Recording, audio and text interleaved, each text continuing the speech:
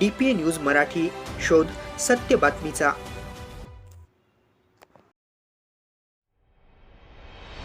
नाशिकमधील गंगापूर शिवार सावरगाव रोडवरून नाशिककडे येत असताना एका 4 चाकी वाहनाला अचानक आग लागल्याची घटना घडली आहे.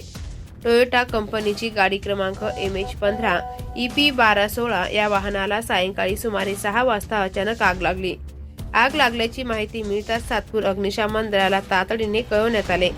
सातपूर केंद्राचा अग्निशमन बंब क्रमांक 3308 आणि स्टाफ घटनास्थळी दाखल झाले. यावेळी लीडिंग फायरमन विजय मुसळे तसेच AP मोरे, शिशु फायरमन हर्षल परदेशी, स्वप्नील गांगुर्डे, रोशन गांगुर्डे आणि माळेकर यांनी आग विझवण्यासाठी तातडीने प्रयत्न केले. मात्र तोपर्यंत आगीने मोठा भडका घेतला होता. आग प्रचंड प्रमाणात पसरल्याने संबंधित वाहन पूर्णपणे जळून खाक झाले. या घटनेत सुदैवाने कोणतीही जीवितहानी झाल्याचे वृत्त नाही.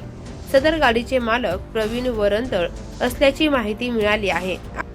आग लागल्याचे नेमके कारण अद्याप स्पष्ट झाले नसून पुढील तपास सुरू आहे. DPA news bureau report, Nashik. ताज्या घडामोडी व अपडेट जाणून घेण्यासाठी आताच DPA न्यूज चॅनलला सबस्क्राईब करा आणि बेल आयकॉन क्लिक करायला विसरू नका.